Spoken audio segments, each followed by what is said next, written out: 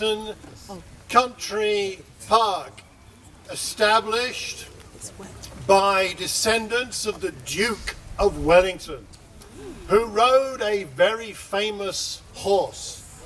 Does anybody here know, other than Tim Dannett, you're excluded, does anybody here know the name of the Duke of Wellington's horse?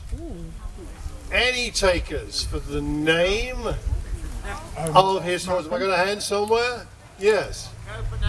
Copenhagen is correct. I'm impressed, sir. I'm impressed. I will personally buy you an ice cream or a coffee from the shop. Your pick. Your chip. Okay, Copenhagen. His horse was called Copenhagen, and it was so famous that when it died, they gave it a full military funeral. Quite an impressive thing. So we're in a park which is associated with horses. How many of us here have ever been horse riding? Just put your hand up. Oh, quite a few of us. All right, now, how many of you enjoyed it? No, okay, not quite so many. All right. Some of us enjoyed it. I have been proper horse riding once. It was something over 20 years ago, and it was because of Tim Dannett here. What he doesn't know about horses doesn't need to be known. If you want to understand horses, just have a chat with Tim.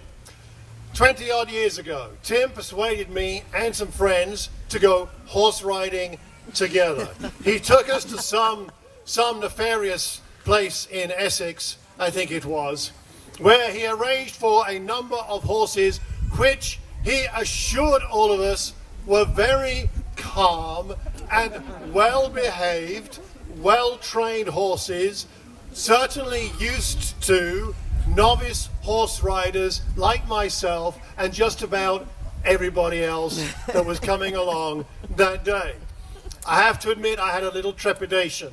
These horses were proper looking horses. The tall big ones, I mean.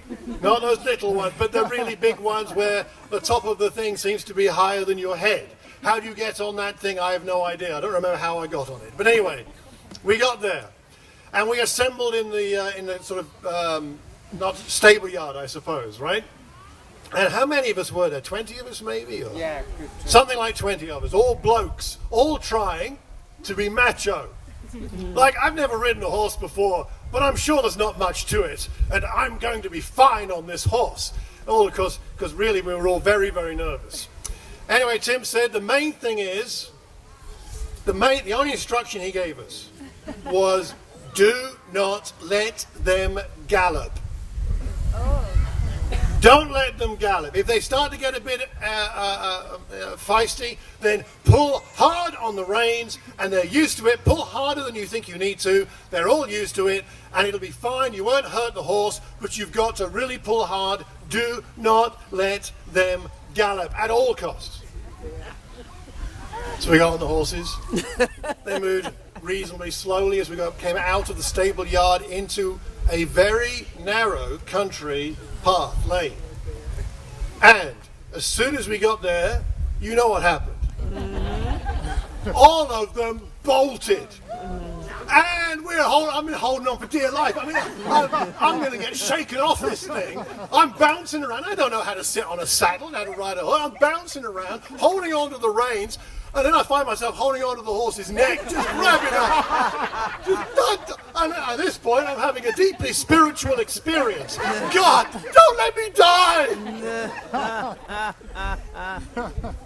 There's a fence on the side of the little lane we're going on. There's barbed wire. Oh, and I'm yes. having a vision of being thrown off the horse, landing impaled on one of the posts, wrapped in barbed wire. I was not having much fun. Somehow we made it down to the end of the lane, and then the horses after a while they got something out of their system, I suppose. They moved a bit more slowly, and we trotted along for a while till we came to a nice clearing. Oh, no. And Tim announced that this was the halfway point where we turned around and went back, and I was so relieved. I was almost enjoying it at this point. The weather was nice. There's quite a good view from up on top of a horse. And it was moving fairly slowly. We started back towards the place where we began. I was behind a friend of mine called Chris. As we were going along the side of a plowed field, one of the rear legs of the horse he was on slipped slightly from the raised path into the rutted plowed field, and he unbalanced, and it was one of those things a bit like slow motion, as I saw him wobble, and then he fell off the horse into the plowed field. And I thought this was the funniest thing I'd ever seen. I had held on. I had survived. And there was Chris on his back in the plowed field. I thought this was so funny. I started laughing to the point where I lost my balance. And I found myself on my back next to Chris in the plowed field. At this point, I had had enough. Tim comes along on his horse, riding properly, looking all, he's got the right gear, he's got the right, He comes along and he jumps off his horse, he comes over to me and he says, right, back on the horse. I was like, you are kidding. That horse is evil. It has the spirit of Satan in it. Anyway, Tim said, no, you have to get back on the horse and we have to get back to the stables. And so I didn't want to, but, Tim told me, so you've sometimes just got to do what's right. So I found myself somehow back on the horse, and we got back to the stables, and all of us had an exhilarating and humbling experience on those horses that day. But sometimes that ride I had on that horse is a bit like life. Life is a bit like an experience like that. Your life and mine is a bit like a ride on a horse. Sometimes you've got to get on your horse whether you like it or not. You've got to play your part in life, like it or not. We get outside our comfort zone. Mounting the horse in the first place was way outside my comfort zone. Well, that's life. A lot of the time we're outside of our comfort zone. Sometimes life takes a twisted turn and you end up galloping and in fear of your life. You're terrified. Sometimes life is an adventure that's exciting, and sometimes life is an adventure that is terrifying. There are some calm periods in life, a bit like the trotting near the glade and where we turned around. Sometimes you have bad luck, like my friend Chris, who fell off his horse. There's just bad luck happens in life. And sometimes we fall because of our own folly, like me losing control of my horse because I was laughing at him. Sometimes we fall. And we have to get back up again and back on the horse of life. Get going again, because here's the thing. Life will throw you some unexpected things in your way. How you handle them is up to you. And whether you see them as an opportunity to grow or not is up to you.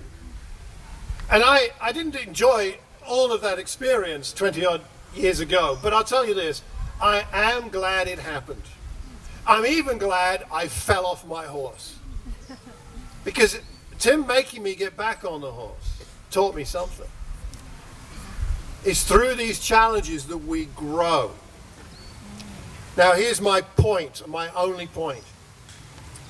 This is all well and good as I'm talking about a horse ride. It's all well and good when I'm talking about something as short-term and as simple in some ways as that. But our lives are not quite as simple as riding a horse, even though that was well beyond me. But our lives are more complicated than that. And I needed Tim to help me with that experience. But I need somebody much more wise and powerful to help me with life. And for those of us of the Christian faith here, we believe the best guide to life. In fact, the best companion to take through life is Jesus, because he understands life. In the book of Acts, it says that Jesus is the author of life. He was killed and he raised from the dead. He's the author of life. No one understands life better than Jesus. No one understands not only this life, but the next life like Jesus. So if we're going to make the most of the life that God has given us in this world and be prepared for the life that's available in the next world, then we've got to know Jesus.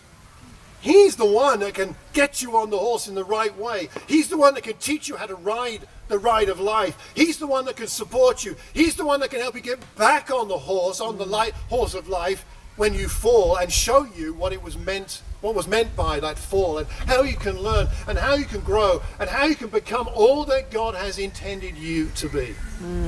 Every single person here is a masterpiece. You're all amazing. Even though some of you are thinking, as I'm saying that, yeah, everybody except me. But no, everybody here, every adult, every child is a masterpiece. You have a special, unique part to play in this world, in your life, in this ride that you've got. You've got a special part to play. You can make a difference in this world. The world needs you, but it needs you to you in your fullness. Jesus can give you that fullness.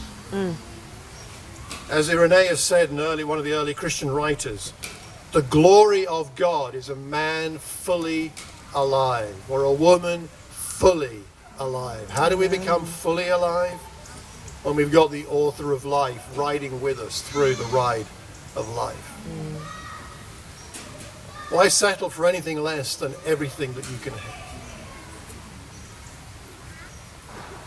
Perhaps your ride has been a bit bumpy recently. Perhaps you're tempted to get off your horse or stay off your horse. Perhaps you're tempted not to look for what God has in mind for you. I would suggest that even though the ride is bumpy, it's worth it, and it's exciting, and it's what it's meant to be if we've got the right guide. Don't settle for a rocking horse when a real horse is available.